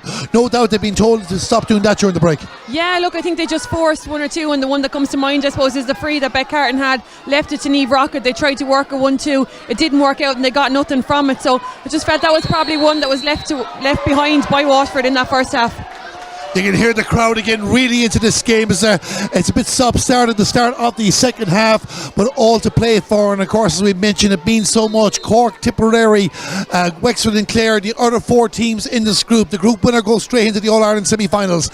Second and third will cross-play with the other group in the All-Ireland quarter-finals. But even in round 1 for these 2 teams, victory today gives them real confidence that they can be in the shake-up in the latter stages of the championship. For the loser, won't be out of it, but will really be looking over their shoulder to avoid the relegation trapdoor. The bottom team from each group will contest the relegation final, and you can take nothing for granted between 2 of the top teams in Division 2, 2 All-Ireland quarter-finalists last year in Waterford and Wexford, and 2 form teams in Division 1 of the league this year. Dublin were leading this match, and Clare. 2 players collided with each other on the ground. Clara Griffin was the Waterford player. There's a Dublin player hasn't set up yet either, so a bit of concern for both teams as well, and just a hold up and play and a chance for everybody to take stock. Yeah, look, and I don't think there was anything in it. I think Clara Griffin just had laid off the pass out to her left hand side. The Dublin player had committed to the tackle and just came through her, and both players just receiving a little bit of attention, and I suppose a head injury, so Andy Larkin blew it up to allow attention come in for both those players. Waterford will feel a little bit aggrieved. Maybe they felt that they were on the attack. They had got the ball out of that ruck eventually and were looking to go on the attack, but they'll restart now with an indirect free. So Waterford will restart with indirect free. It looks like Dublin have made a substitution in the process. Aisling Gannon is gone off the field, so we'll confirm the player that has come on in a moment. The first change from either management team in the game. Aisling Gannon working hard in the first half, but her afternoon is over. The referee having a word with the Dublin player who is back on her feet, and that's a yellow card. I'm just wondering, is it Orla Gray that picked up the yellow card on the occasion? But it's a yellow card nonetheless. We'll confirm that in a moment. As Elaine said, Waterford going to restart with an indirect free taken by Brianna O'Regan. Yeah, look, and obviously Andy Larkin deemed that the challenge from, I think it was Orla Gray, was a little bit late and subsequently booked her for it. That's the third Dublin player to be on a yellow card, and Dublin look just starting to ring the change, and I suppose that's what they have. They have a strength in that bench there, so Adrian O'Sullivan obviously feels now is the time to introduce some fresh legs in there. Brianna Regan sent the long free down towards the corner, was won by Hannah Hegarty, but Waterford looked like they've overturned possession again just outside the 20-metre line. Indeed, Dublin have held onto the ball. Aisling Maher back in the full-back line, not for the first time, but the ball goes out over the line, and it's going to be a sideline cut for Waterford, the far side of the field, attacking the goal to the right. And again, we've enjoyed the first half so much, Elaine. A bit stop-start at the start of the second half as well. Waterford with that 1 point as well. Everything just a bit slow to get going. Yeah, look, I think, as we said, it is going to be nip and tuck, and both teams know now that there's they're in a game and that they have a chance of winning it. So I suppose they're looking to just get a foothold into it in there, and you can tell that from the play. You know, as you said, it's stop-start. Everyone's just trying to gain the inches where they can, but you know, it has been slow. Has been slow. Ali Toomey, the experience of her as the Dublin player that came on the field of play, but it's Waterford on the attack. This is Sarah Lacey. Sarah Lacey tried to pull the trigger. Dublin didn't allow it. She took too many steps in the moment. I don't know who put the stick out there for Dublin that time, just to throw Sarah Lacey off her stride, but was so vital because she looked like she was about to pull the trigger. Yeah, look, they were starting to make headroads, and I think she probably looked at the point initially, and when the tackle came in from Dublin, she did opt to try and play it across, and I think probably blown for a throw ball on that occasion, and a let off for Dublin at the back. So the free for Dublin restarts the action out the field towards the middle of the park, and Waterford will go again. Waterford know the importance of this third quarter. They need to get themselves back into the game. They did start well in the third quarter against Wexford in the league semi-final before fading out. They can't take that risk, but Beck Carton has given the ball to Aisling Maher, and Aisling Maher sends it down the field. Tipperary lead clear by 6 points to 5. It's Antrim 111, Offaly 1-9. Dublin here 1-8, Waterford 9 points, and this is the number 14 for Dublin, Aisling O'Neill, 2 points in play in the game so far. Will this be her third? No, it comes off the upright. Brianna O'Regan was waving it wide, but it hasn't even gone dead, and the Waterford goalkeeper sends it down the field again, down towards the opposing 65-metre line. And maybe after the stop-start beginning to this half, it's starting to pick up. They're putting their hands up in the Dublin management team looking for frees. Play continues on. Waterford sending it down towards the corner. Eve O'Brien wins the race ahead of Sarah Lacey, but can she pick the ball up? Sarah Lacey won't make it easy. The referee says the Dublin full back was being impeded. Going to be a free out for Dublin inside their own 13-metre line, and a chance now to take a bit of breath again, and the free will be taken by Leah Butler. Leah Butler down the left, as far as Niamh Rocket is out in the middle of the fields, but she didn't hold on to the ball. The first touches at times haven't helped Waterford in this game. Dublin have been sharp on a few occasions, gaining scores out of their first touches. Still plenty of photos being taken with the young players here in Walsh Park. Many more watching the action right in front of us here in the commentary box. Andy Larkin says, let's do all this again. 9 minutes gone in the second half, and off we go in the bit between the two 65-metre lines. Clara Griffin wins the ball for Waterford, tries to run into the Dublin player. Dublin win the free for the charge. Aisling Maher got caught in the head. We're going to have another hold up and play. Yeah, look, and I think this is exactly what Waterford don't want. You know, you don't want to be getting caught into these physical battles with Dublin. They're the physically stronger team at the moment. They're coming out of these battles on top, and you know, another chance now for Aisling Maher just to, you know, run down the clock a little bit, get a bit of attention for that little hurl to the helmet there, to the face guard. She'll get up, she'll have her chance to set Dublin on the attack again, and it just eats into the time that Waterford have to try and eat into Dublin's eat. You know, Waterford want to play it fast. They want to get good ball inside. Beck Carton has been inside in the full forward line. She's back out in the half forward line 9, but it's quick ball in they need. You know, they don't need to let Dublin get back to reset and get in caught in those ruck balls with Dublin, because they're winning them time and time again. Dublin are wearing their AIG jerseys at the moment with their sponsors, but they have also modelled a jersey they'll be wearing sometimes during the championship. Support for Drummo, a fundraiser for Sean Drummond. And if you get a chance, check that out through the Dublin Camogie social media pages or other areas as well. A very, very important fundraiser. Aisling Maher getting ready to take the free outside the 65-metre line. It's going to drop short. Nobody following through, but the referee has blown the whistle for a foul. I think he's bringing a free in there. I didn't quite see what happened there, Lynn. No, I didn't see it. I heard a couple of screams coming from around there, all right, but I didn't see the actual foul. And look, Brianna O'Regan had committed to it off the goal, and you know, didn't get straight to her hand, but the free was called back, and now it's been moved in for a bit of dissent from Waterford. So it's going to be a free on the 20-metre line. Now it'll be interesting to see what happens here. I'd imagine Aisling Maher will put this over the bar. Waterford not taking any chances, looking for a slitter. I would look. The instinct first was to look for a square ball, but Ali Toomey didn't look like she was in the square. So whatever the official spotted, he's given the free, and a chance for Aisling Maher here now. 11 minutes into the second half to restore a Dublin 3-point advantage. She'll hardly go low. I don't think she will. She hits it high, puts the ball over the bar, and Dublin go back 3 points in front. Dublin 1-9, Waterford 9 points. Yeah, and look, there was a lot of movement in around the edge of the square there from Aisling Maher's free, and maybe Dublin, you know, thinking that she might have gone short with it, and maybe a run from one of the Dublin forwards impeded by a Waterford back. But Andy Larkin was certain anyway. He saw it and he gave the free straight away. And as I said, just a little bit of indiscipline now from Waterford. Yes, it's something they can't afford as well when they're gaining a bit of momentum. We can see Roisin Kerwin, their number 17, warming up in front of us, and she'll be entering the field of play shortly. A free for Waterford inside the 65-metre line. Niamh Rocket wanted to take it quickly, and as opposed to Lane, as Beck Carton is walking up, looks like she will take this. Waterford need a bit of composure as well. They're mad to make something happen, but there's still plenty of time to turn this game around. Yeah, look, and the more you try and force things like that, more and try and force goals, the harder they become, and the more stern, I suppose, the Dublin defence comes at the back. This is a scoreable free for Beck Carton, so the sensible thing is to do, put it down, let her take her time over it and try and get it on the scoreboard. Beck Carton takes the free, it's going to travel, might just tail to the left and wide, doesn't happen on the occasion. I think that's the first free direct that Beck Carton has missed in the match. Roisin Curran wanted to come on, but not just yet. Aisling Maher with the ball for Dublin, the far side of the field in the direction of Ali Toomey, gets her first proper touch of the game, but Waterford players around and have won the ball back. Clara Griffin on the 45-metre line, hand pass to Lorraine Bray. Lorraine Bray brings the ball forward a bit too, but a high ball, never going to get past Leah Butler, who wins it for Dublin, and she sends it down the right. But Dublin starting to pull their forwards out the field a little bit and allowing the Waterford fullbacks plenty of time to deal with the ball. Iona Heffernan drops the ball off to Clodagh Carroll, and Clodagh Carroll will send it down the left, and it's getting very bunched in the middle of the park as the ball goes harmlessly out over the line, far side of the field, and it's going to be a sideline cut for Dublin. I think we are going to have the substitution first. Elaine, Roisin Curran from the St Anne's Club comes on the field of play. We'll tell you who's coming off in a moment. Yeah, look, and I think from a Waterford point of view, they probably need to try and get a little bit more from Lorraine Bray around the middle of the field. You know, she's one of their key players, one of their most experienced players, and you know, when she gets on the ball, something happens nearly every time, but she's just not getting the time and space around the middle of the field today. So you just feel if they can create a little bit more space for her, maybe that they need to get her a little bit more involved in the play. Waterford has 16 players on the field at the moment. I'm not too sure if the player at the far side of the field has actually left the field. Yes, she has.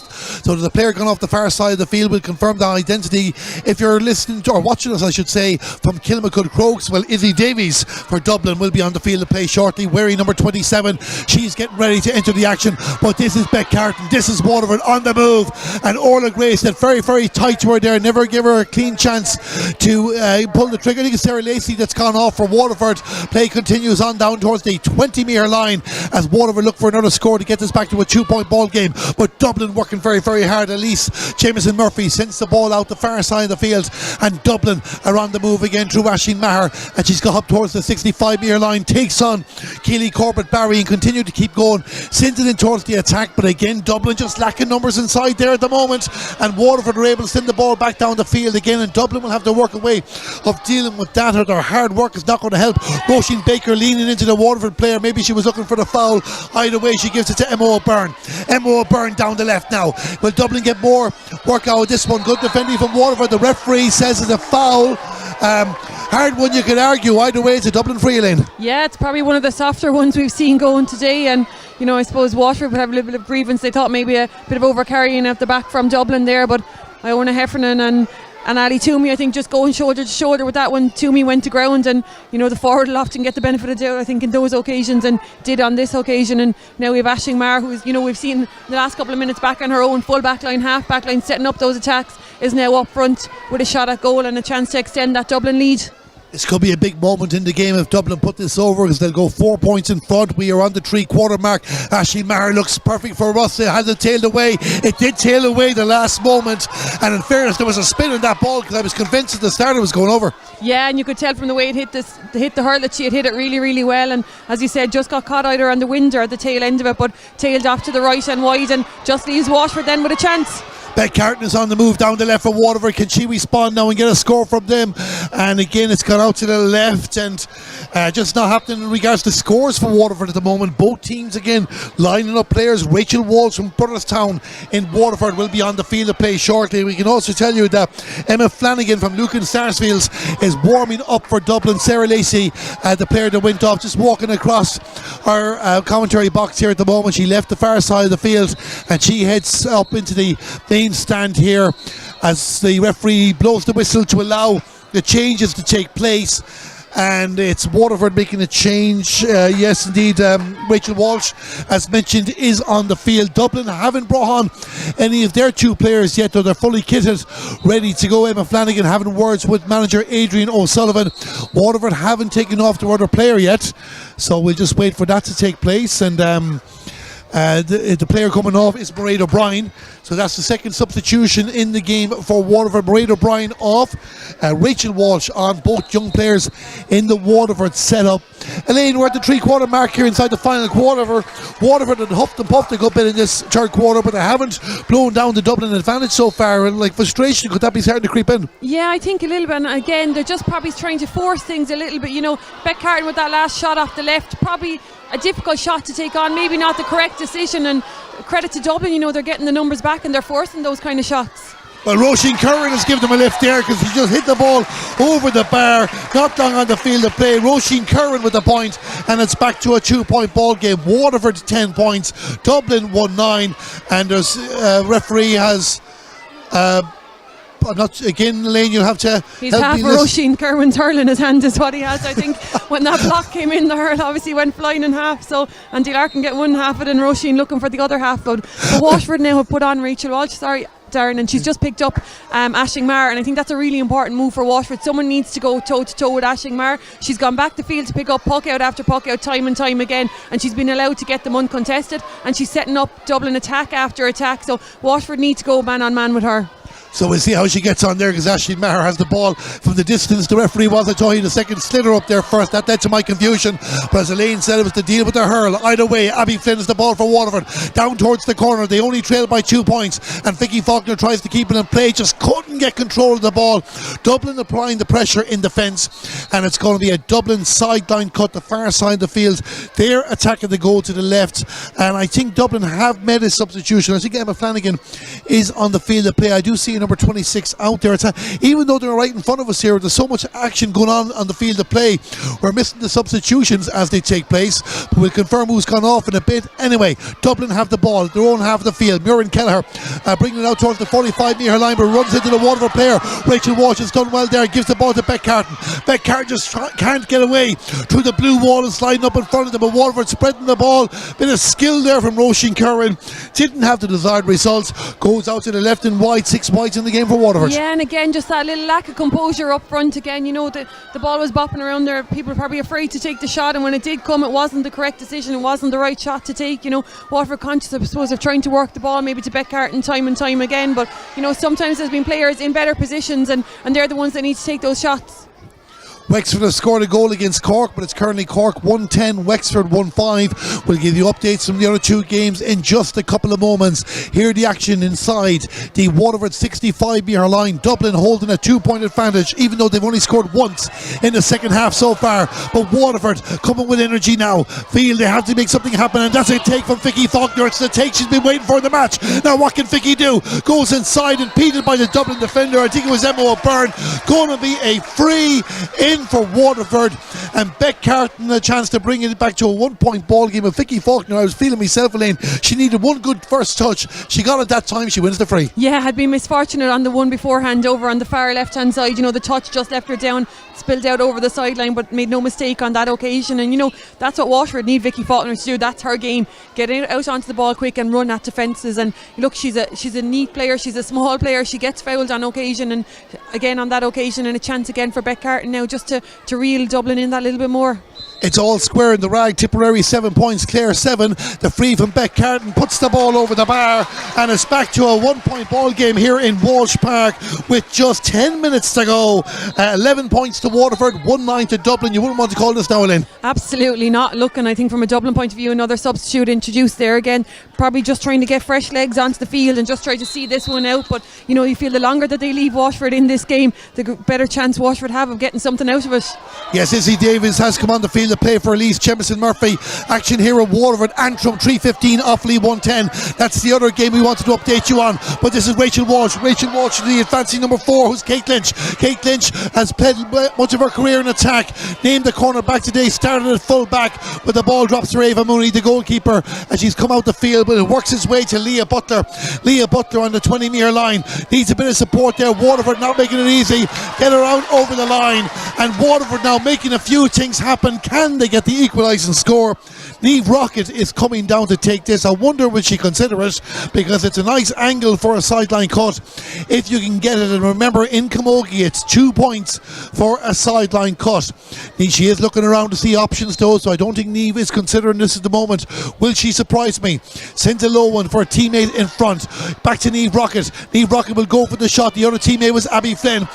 Won by the Dublin defence, and they'll bring the ball out to the 45-metre line, but cut out by Clara Griffin. Is this the equalising score for Waterford? Again going to the left.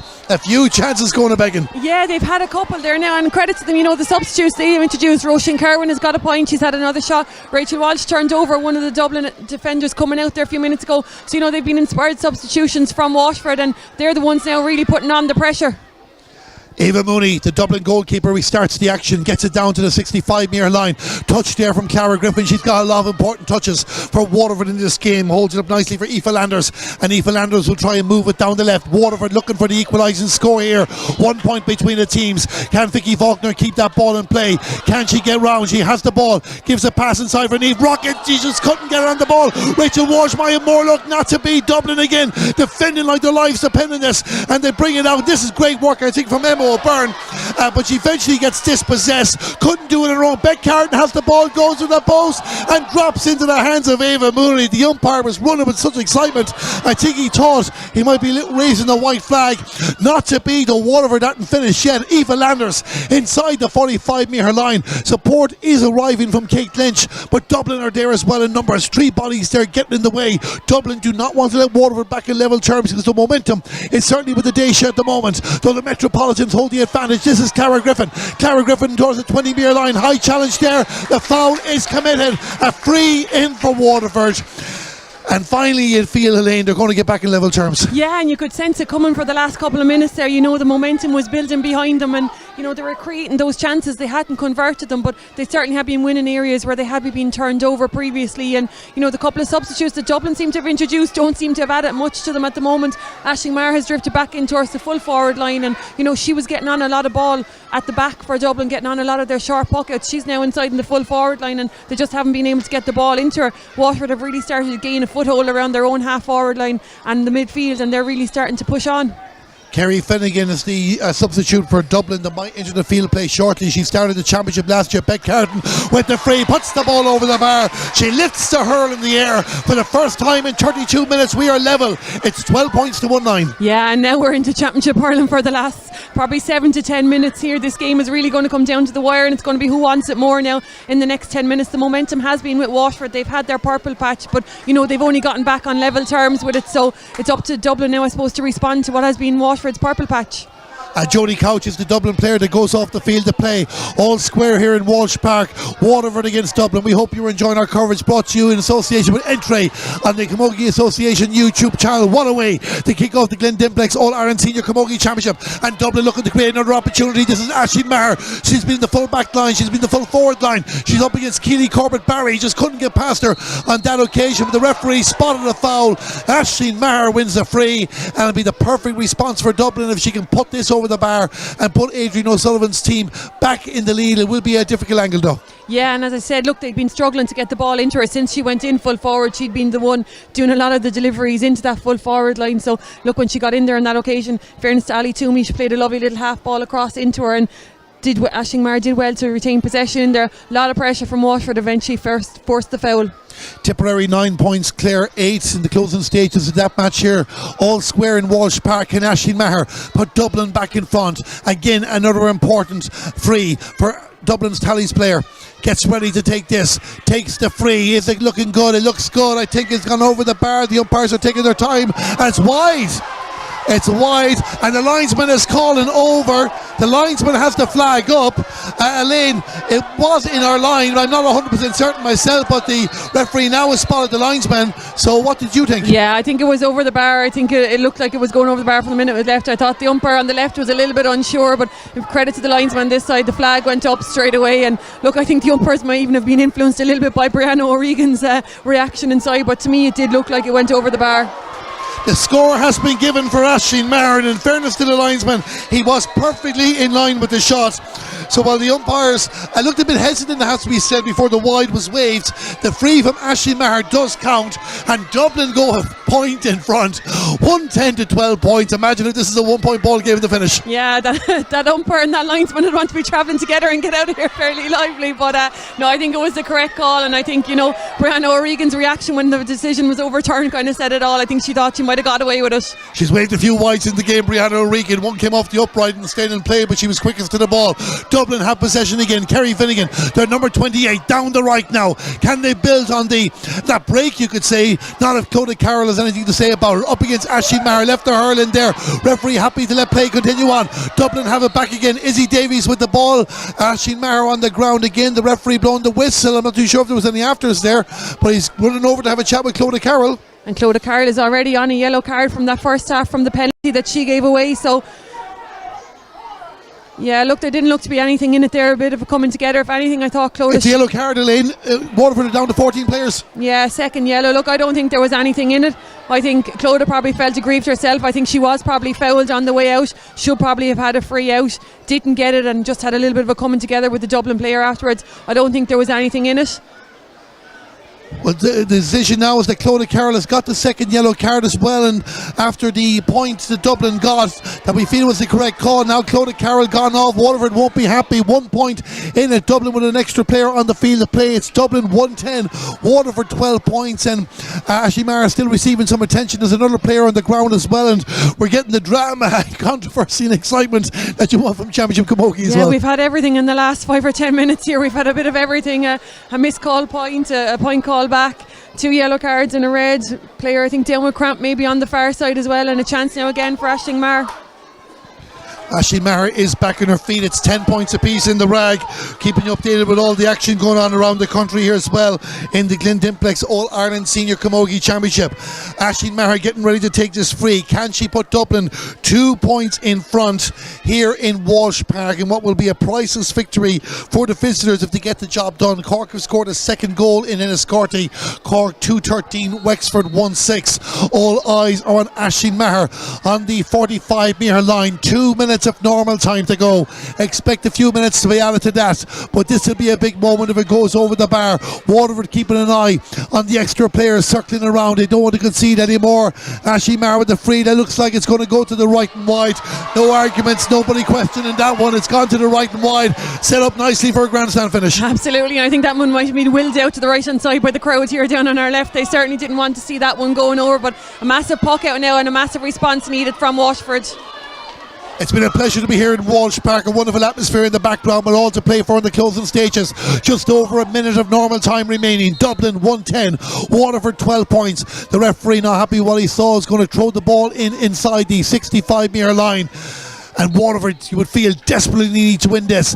Won by Rachel Walsh. She's definitely had a positive impact coming on, but a good touch there on that occasion by Leah Butler. Stopped her in her tracks. Emma O'Byrne, with the ball for Dublin now on the 65-metre line and sends it down towards the corner. But again, Dublin pulling the players out an awful lot in the second half. Ali Toomey can't do it on her own. Bit of tennis going on. Hannah Hegarty with the ball. Abby Flynn with the block down. Vicky Faulkner in possession, getting away from the Dublin number 26, who's Emma Flanagan, and it's blocks and hooks everywhere here as both teams try and string a few passes together.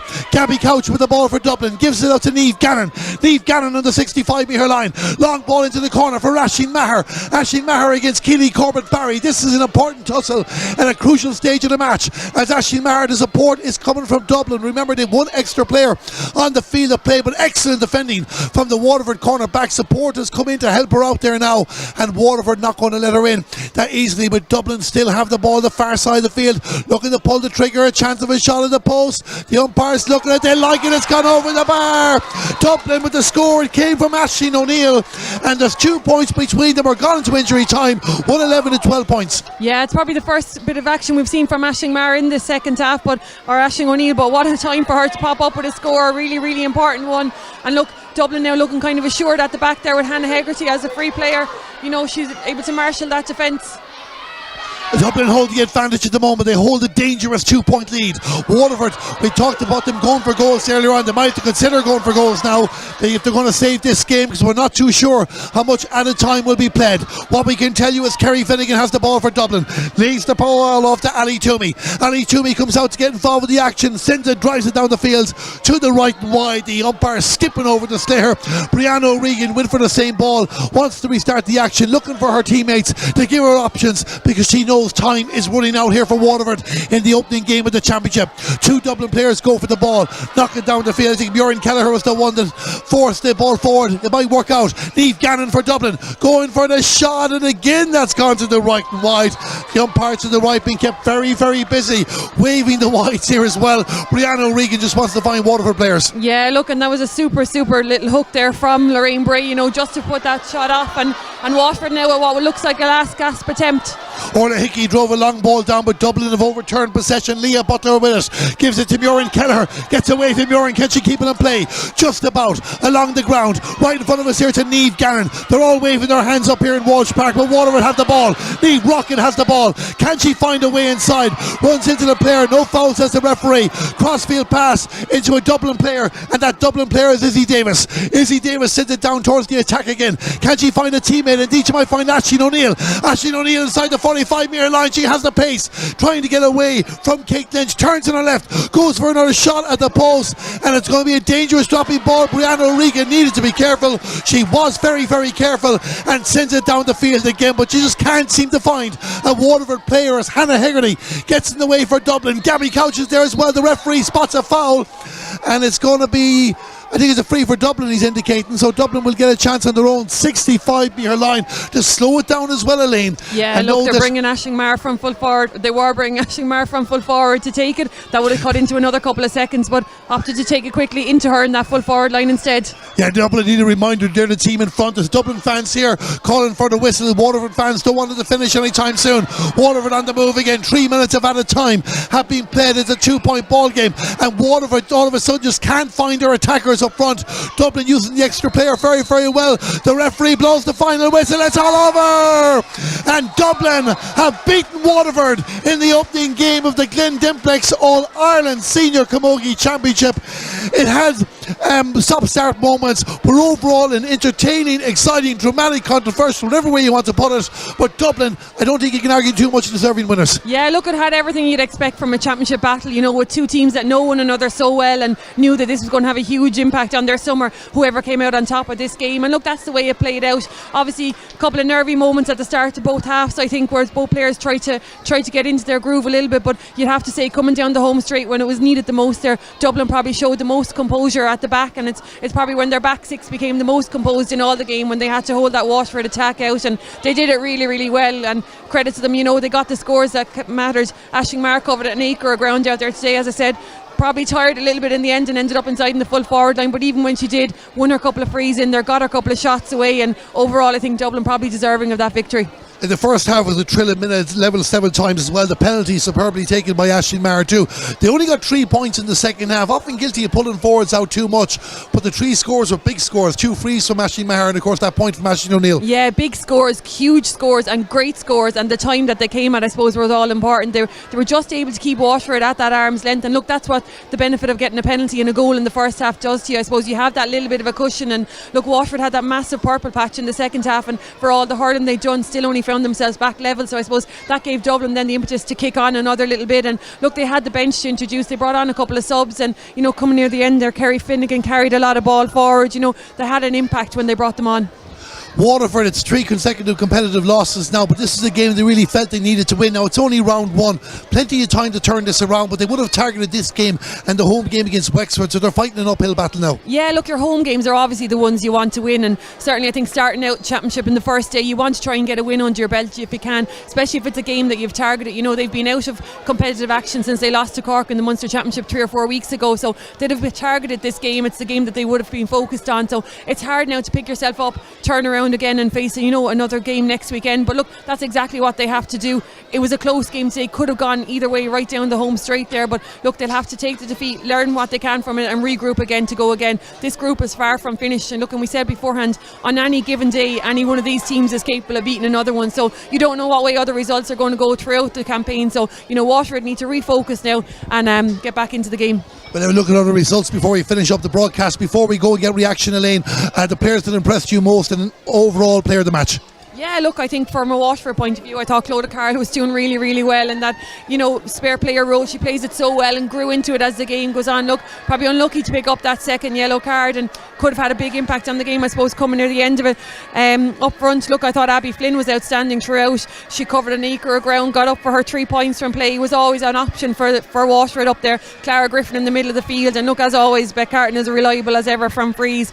From a Dublin point of view, then I think Hannah Hegarty really marshalled that defence really, really well. You know, plays as a spare player for a lot of it, and definitely when Waterford went down to 14 players, then she just really came into it at the end there around the middle of the field. Orla Gray and Gabby Couch probably got the better of that battle today. up front. Aisling O'Neill finished with 3 super points, but ultimately for me I think Aisling Maher was the player of the match. Finished with 1-5 I think, but covered ground all over the place. As I said, she was picking up her own pockets there on occasion, and then when the need was greatest inside in that full forward line, popped up, won a super free and brought the players around her into the game as well. So for me she was the standout player today and the player of the match. Dublin's Aisling Maher is the player of the match. Don't go anywhere, we're going to get some reaction from this result in just a couple of moments. But Dublin have beaten Waterford in the opening round of the Glen Dimplex All-Ireland Senior Camogie Championship. It finished here in Walsh Park. Dublin won 11, Waterford 12 points. We'll be back in a few minutes.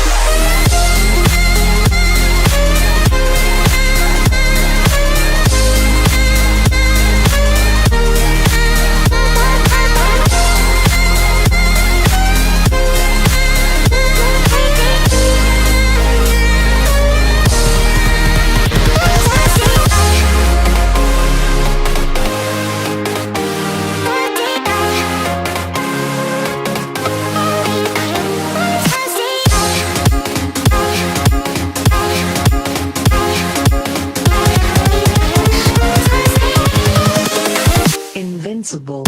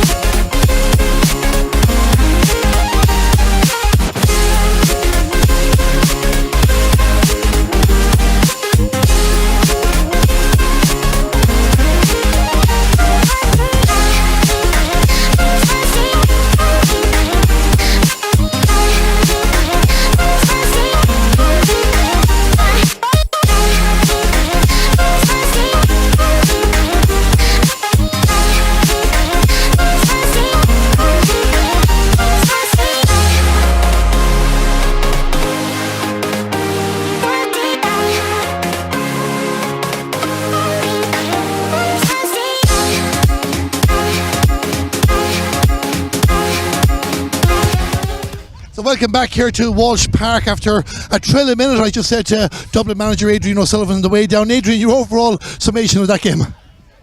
Yeah, look, you're 100% correct. I could hear you roaring up in the stand there at different stages. So when the commentators are getting into the swing of things, it's a fairly tasty affair. And yeah, look, very, very happy with it.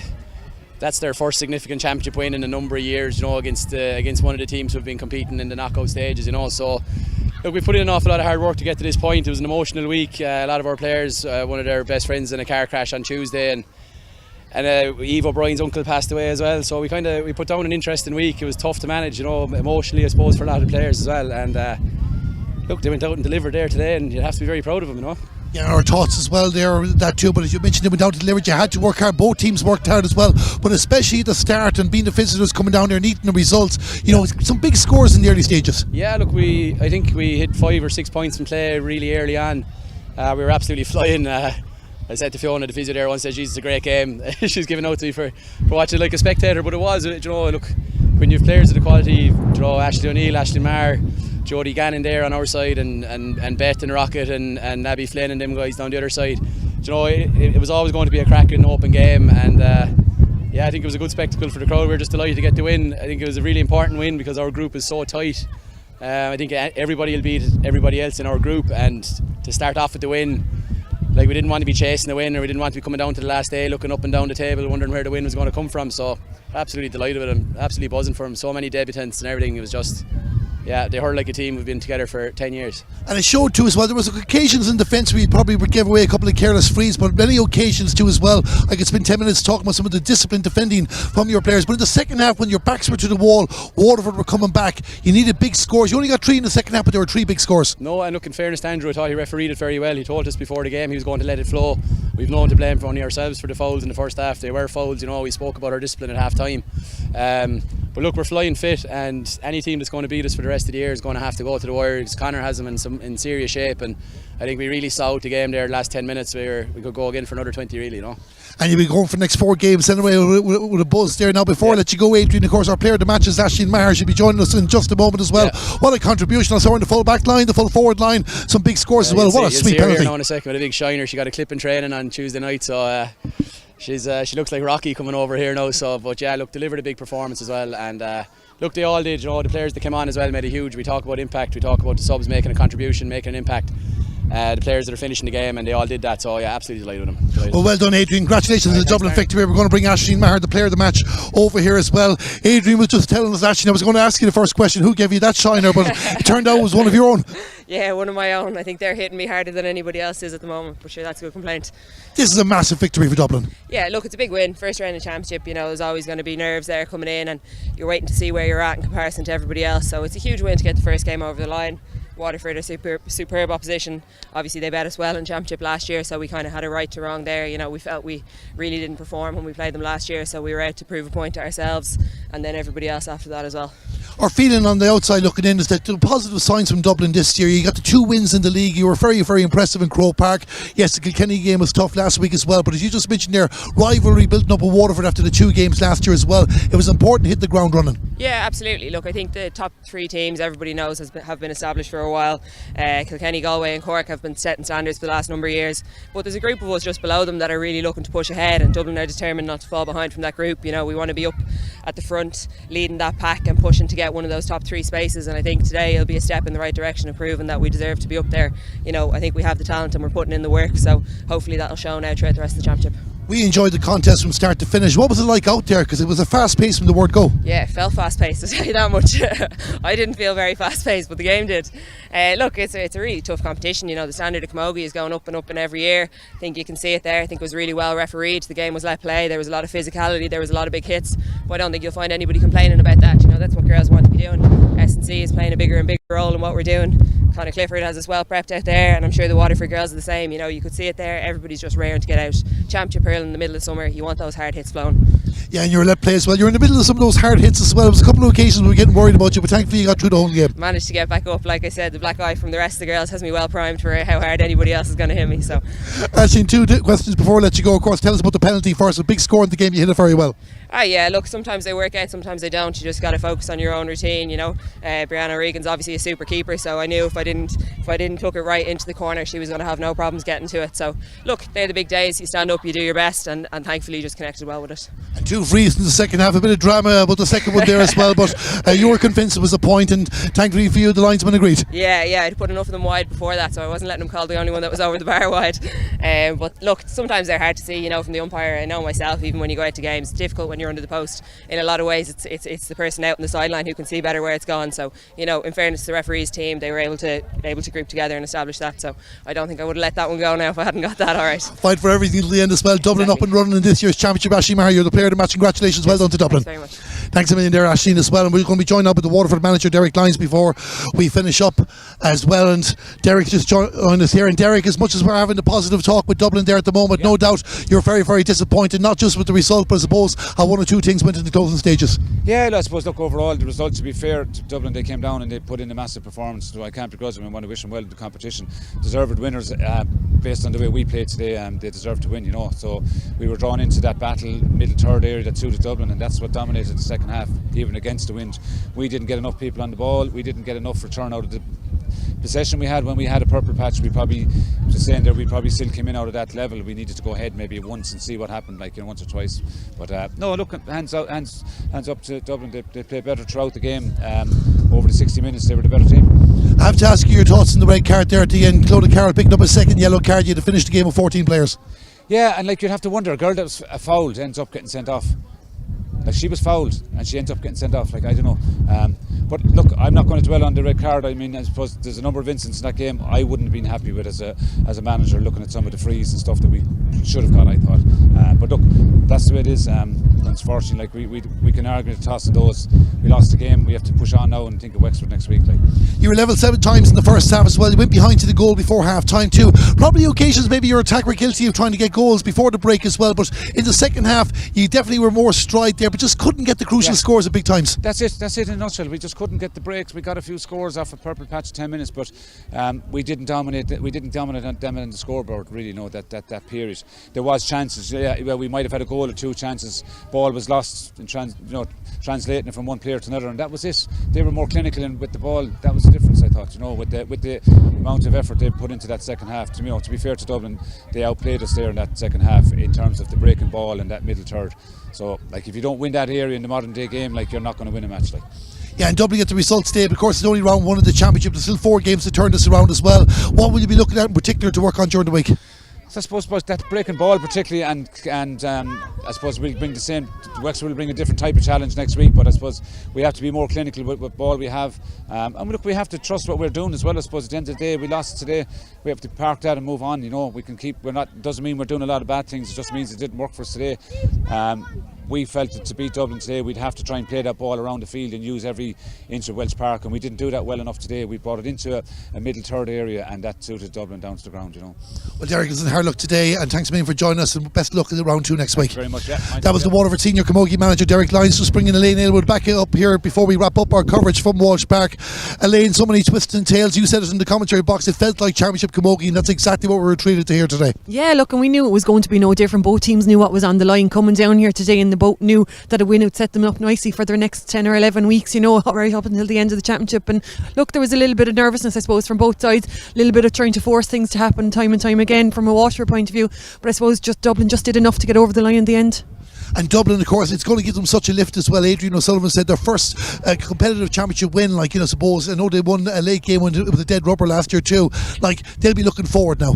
Yeah, look, I suppose everyone wants to win the first day of championship. It sets you up. It's a lot nicer place to be going back into training in Dublin Tuesday night than it will be into Waterford. And look, they both have to face out again next weekend into the championship again. So if you can build the momentum is going to be huge in this championship. The games are going to come thick and fast. So look, if you're staying on a winning streak, you're on an upward trajectory. It makes training a lot easier for the next week.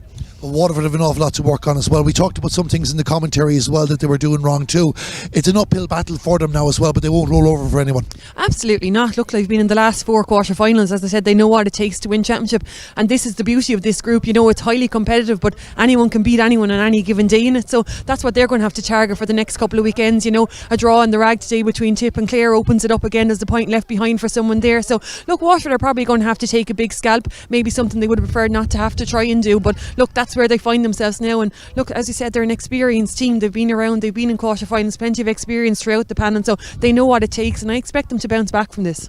We certainly look forward to seeing that as well. As you just mentioned there, Tipperary and Clare finished level 10 points apiece. I don't have the results to hand, but we know Cork and Antrim had wins in their respective games against Wexford and against Offaly. Galway and Kilkenny, their wins earlier on. What an opening day to the championship. Yeah, absolutely. Look, and it's all to look forward to again next weekend, but I suppose for half those teams, obviously a good result to get the game in the rag, obviously a cagey enough affair, and ended at all levels. So, you know, that throws that group wide open again, and the other results probably went a little bit along the expected lines. Antrim came back, obviously they were down early on against Offaly, came back to get a victory there as well. So this is their first year up senior in some time. So look, an opening victory for them as well sets them up nicely for next weekend. So another massive weekend next weekend. We can't wait. They're coming ticking fast. Elaine Elbow, thanks a million for joining myself, Darren Kelly, in the commentary box. And we hope you enjoyed our coverage here from Walsh Park, the opening day of the Glen Dimplex All-Ireland Senior Camogie Championship. Well, it was certainly a thriller here down in the southeast, but Dublin prevailed in the end by 2 points. Can they springboard towards a quarter-final? Will Waterford strike back? We'll find out over the next couple of weeks. That's the end of our coverage here in the Camogie Association YouTube channel. Myself and Elaine will be somewhere next week. We don't know yet, but we'll be here to give you more coverage of the All-Ireland Championship. The final score here from Walsh Park: Dublin the winners, Dublin 111, Waterford 12 points. Here we go.